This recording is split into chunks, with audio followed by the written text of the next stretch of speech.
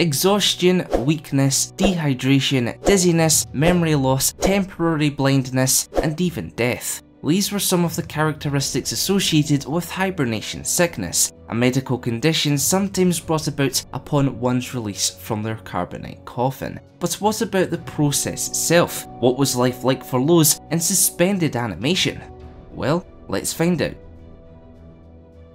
Dating back thousands of years, carbonite and its peculiar stasis qualities were first realised by crew members of ancient sleeper ships. By expanding the borders of pre-Republic space and traversing unfathomable distances, each courageous explorer was kept alive through extended hibernation. However, the introduction of not only hyperdrives, which drastically reduced travel time, but also bioentropic field generators in medical applications, rendered this process entirely unnecessary. Carbon freezing thus became the standard for industrial applications. For example, it bonded and stabilised volatile substances such as tibana gas and coaxium for transportation. Yet it was the likes of Imperials, bounty hunters, and even some gangsters who modified the process once more to imprison living cargo. In fact, the earliest known trophies of this variety lurked in the galaxy's very early, very dark past, when the ancient Krath conquered the carbonite mines of the Empress Teta system.